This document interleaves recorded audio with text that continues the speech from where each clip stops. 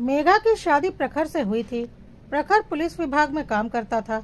मेघा अपने माँ बाप की इकलौती बेटी थी और अभी उसकी उम्र ज्यादा नहीं थी, लेकिन किसी ने प्रखर का रिश्ता मेघा के माँ बाप को बताया था। मेघा की अभी शादी की उम्र नहीं हुई थी, वह मात्र 19 साल की थी और अभी ग्रेजुएशन के लास्ट ईयर में पढ़ रही थी। लेकिन माँ बाप को लगा कहीं इतना अच्छा रिश्ता हाथ से निकल ना जाए। इतनी अच्छी नौकरी है लड़के की, घर परिवार भी अच्छा है, 2 बहनें हैं जिनकी शादी हो चुकी है और एक छोटा भाई है जो अभी पढ़ रहा है। कोई खास बड़ा परिवार नहीं है, तो यह शादी कर देनी चाहिए। हमारी बेटी मेघा हमेशा खुश रहेगी। मेघा अभी शादी नहीं करना चाहती थी क्योंकि उसे आगे पढ़ना था, लेकिन माँ बाप ने उसे समझाया कि पढ़ाई तो शादी के बाद भी वह जारी रख सकती है। पर प्रखर के माँ बाप को प्रखर के शादी की जल्दी है, तो कहीं ऐसा ना हो कि इतना अच्छा रिश्ता हाथ से निकल जाए, इसलिए शादी कर लेना सही रहेगा। आखिर मेघा को अपने माँ बाप की बात माननी पड़ी। अच्छा खासा दहेज मांगा था प्रखर के माँ पापा ने और मेघा के पापा ने उनकी सारी मांगों को पूरा किया था, क्योंकि मेघा उनकी इकलौती बेटी थी और प्रखर बहुत अच्छे पोस्ट पर काम करता था। ऊपर से पुलिस विभाग में था, तो मेघा के पापा किसी भी कीमत पर इस शादी को छोड़ना नहीं चाहते थे।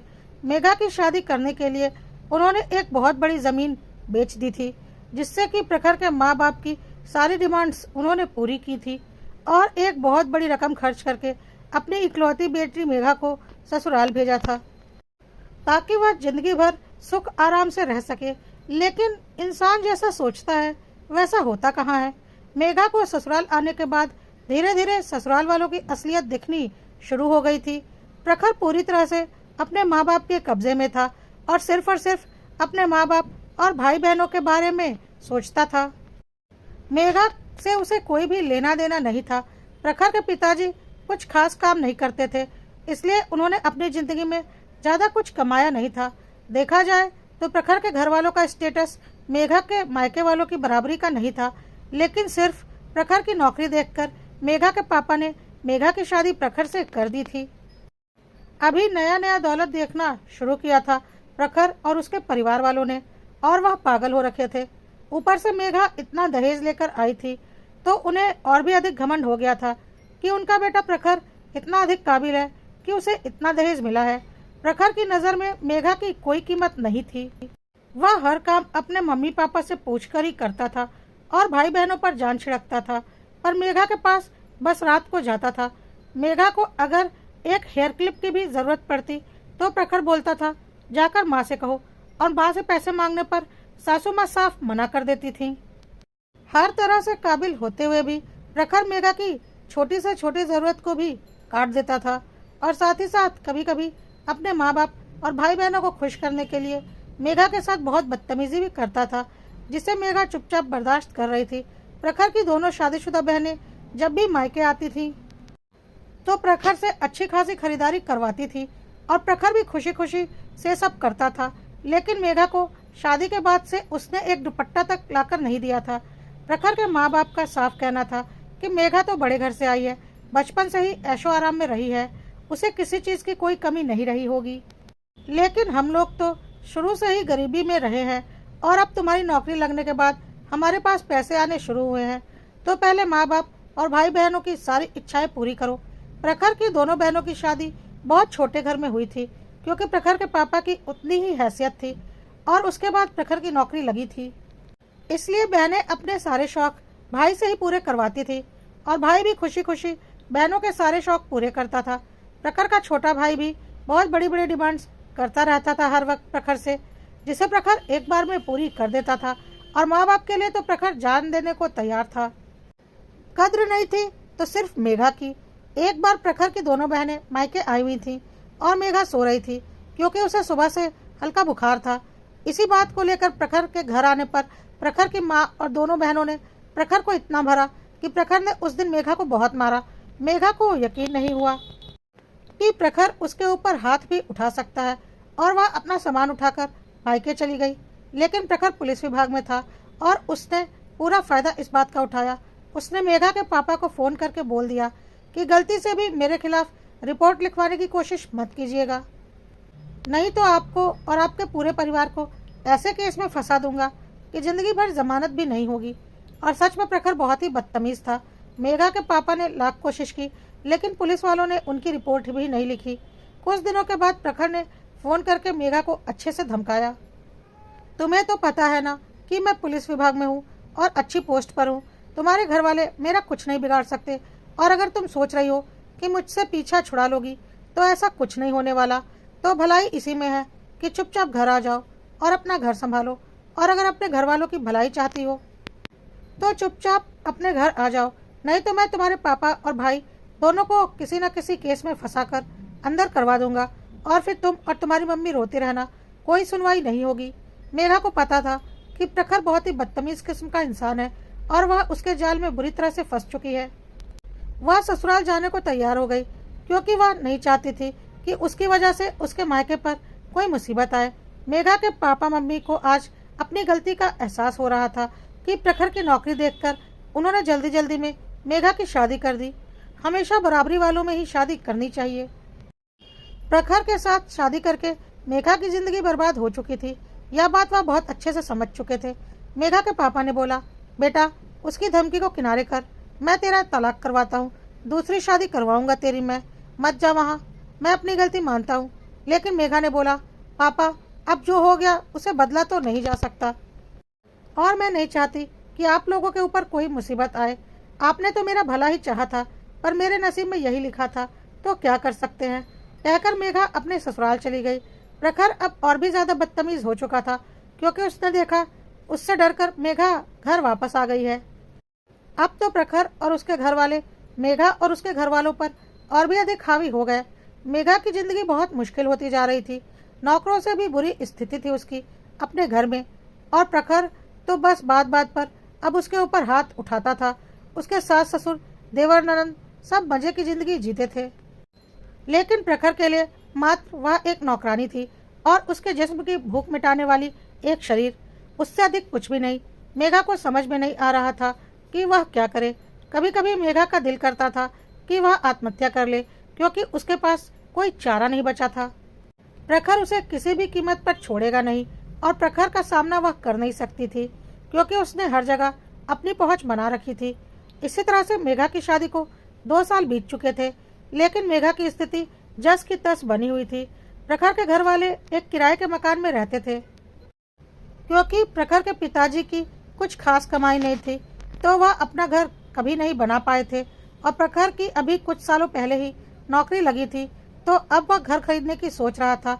यह किराए का घर भी प्रखर ने ही अपनी नौकरी के बाद लिया था, जो कि काफी बड़ा था, और इसका किराया 25,000 रुपये महीना था। पुलिस विभाग की कमाई के बारे में हर कोई जानता ही है। प्रखर भी गलत काम करने से बाज नहीं आता था और अच्छी खासी कमाई करता था, इसलिए अब वह घर खरीदने की सोच रहा था। जिस घर को प्रखर ने किराए पर ले रखा था, वह उसी घर को खरीदने की सोच रहा था। काफी बड़ा घर था। पैसों का इंतजाम प्रखर ने कर लिया था। करीब 1 करोड़ रुपए का घर था, लेकिन प्रखर ने इतने ही कम समय की नौकरी में अपने गलत कामों के जरिए काफी पैसा कमा लिया था, जिसका कि उसके माँ बाप भी पूरा समर्थन करते थे। प्रखर को पता था कि घर अगर प्रखर अपने नाम पर लेगा तो वह फंस सकता है कि उसके पास इतने पैसे कहाँ से आए, इसलिए प्रखर ने घर अपने माँ पापा के नाम पर लेने को सोचा। हालांकि मेघा उसकी पत्नी थी, वह चाहता तो मेघा के नाम पर भी घर ले सकता था, पर मेघा का उसके जीवन में कोई मोल ही नहीं था, इसलिए प्रखर ने घर अपने माँ पापा के नाम पर ही लेना तय किया था, जिससे कि उसके माँ पापा भी बहुत खुश थे और साथ ही साथ भाई बहन भी, क्योंकि घर माँ पापा के नाम पर रहता तो सबका हक उस पर रहता। प्रखर के लिए तो सब अपने ही थे, सिवाय मेघा के। मेघा अंदर ही अंदर बुरी तरह से टूट चुकी थी, और उसे पता था इसी तरह की जिंदगी चलती रही तो वह ज्यादा दिनों तक जिंदा नहीं रह पाएगी। मेघा के माँ पापा भी अपने नसीबों पर रोते थे और चाहकर भी अपनी बेटी की मदद नहीं कर पाते थे। खैर, प्रखर घर की कीमत अदा कर चुका था और घर की रजिस्ट्री होनी थी प्रखर के माँ पापा के नाम पर। मकान मालिक ने बोला था, आप जब बोलो जाकर मैं रजिस्ट्री करवा दूंगा, क्योंकि आखिर प्रखर पुलिस वाला था तो उसके साथ कोई धोखा तो नहीं कर सकता था। प्रखर अगले दिन अपने मम्मी पापा के साथ मकान की रजिस्ट्री करवाने के लिए जाने वाला था। रात में जब प्रखर अपनी ड्यूटी पर था तो उसने काफी शराब पी रखी थी, साथ ही वह खुद ही अपनी गाड़ी ड्राइव कर रहा था और शराब के नशे में उसने एक बहुत भयानक एक्सीडेंट कर दिया जिसमें प्रखर की मौत हो गई। किसी ने भी यह नहीं सोचा था कि ऐसा कुछ हो जाएगा। थोड़ी देर के बाद यह सूचना प्रखर के घर वालों को मिली। घर पर हाहाकार मच गया कि यह क्या हो गया। मेघा को कुछ भी समझ में नहीं आया कि अचानक यह सब क्या हो गया। प्रखर के माँ पापा और भाई बहन बिल्कुल बेहाल हो गए क्योंकि प्रखर ही उनके लिए सब कुछ था और लाजमी सी बात है जिसका जवान बेटा इस तरह से एक्सीडेंट में मारा जाएगा उस माँ बाप का ऐसा ही हाल होगा। मेघा भी बहुत बेचैन हो गई, पर प्रखर ने मेघा को इन 2 सालों में इतनी प्रताड़ना दी थी, इतना दुख दिया था कि उसे इस बात से कुछ खास फर्क नहीं पड़ रहा था कि उसका पति नहीं रहा, क्योंकि उसे प्रखर से कभी भी पति का प्यार मिला ही नहीं था। उसने प्रखर से सिर्फ लात घूंसे खाए थे, अपमान सहा था और प्रखर ने जानवरों की तरह उसे नोचा था। इसके अलावा उसके और प्रखर के बीच में कोई रिश्ता नहीं था। फिर भी प्रखर से मेघा की शादी हुई थी, इसलिए मेघा की आंखों से आंसू आ रहे थे। पर जो दुख एक पत्नी को होता है पति के गुजर जाने पर, वह भी सिर्फ शादी के 2 सालों के बाद, वैसा कोई दुख मेघा को नहीं हो रहा था। मेघा के मायके वाले भी अब तक आ चुके थे। पुलिस वाले प्रखर की बॉडी पोस्टमार्टम के लिए ले गए थे। प्रखर के घर वाले भी वहीं पर थे ताकि बॉडी को लेकर आ सके। मेघा घर पर ही थी अपने मम्मी पापा और भाई के साथ। माहौल बड़ा गमगीन हो रहा था, पर मेघा इन 2 सालों में इतना टूट चुकी थी कि अब और अधिक टूटने की उसमें क्षमता ही नहीं बची थी। मेघा के मम्मी पापा और मेघा का भाई मेघा के भविष्य के बारे में सोचकर चिंतित हो रहे थे। एक तो ऐसे ही उसकी जिंदगी खराब थी और अब एक और लांछन उसके ऊपर लग गया था। लेकिन मेघा कुछ और ही सोच रही थी। प्रखर से वैसे भी उसका कोई खास लगाव तो था नहीं और इतने दिनों में वह पत्थर तो बन ही चुकी थी, तो वह दिल से नहीं दिमाग से सोच रही थी कि एकाएक मेघा के दिमाग में पता नहीं क्या आया। उसने अपने भाई से बोला, भाई जल्दी चलो, मुझे कहीं चलना है, जल्दी गाड़ी निकालो। और मेघा ने जल्दी जल्दी अपने सारे डॉक्यूमेंट्स, पैन कार्ड, आधार कार्ड वगैरह निकालना शुरू कर दिया। मेघा के भाई ने बोला, क्या हो गया मेघा, तुम ऐसा क्यों बोल रही हो, तुम्हें कहाँ जाना है? मेघा ने बोला, वक्त नहीं है भाई, बस जहाँ मैं बोल रही हूँ, जल्दी चलो। मेघा के भाई ने गाड़ी निकाली और मेघा भाई के साथ गाड़ी पर बैठकर मकान मालिक के घर की तरफ चल पड़ी। मकान मालिक के घर पहुंचकर मेघा ने बहुत ही सामान्य तरीके से मकान मालिक से बात की और बोला, आज घर की रजिस्ट्री होनी थी। मकान मालिक ने बोला, हाँ मैडम, आज घर की रजिस्ट्री होनी थी, मैं तो खुद ही तैयार बैठा हूँ। मेघा ने बोला, हाँ इसीलिए तो मैं आई हूँ, घर की रजिस्ट्री मेरे नाम पर ही होनी है।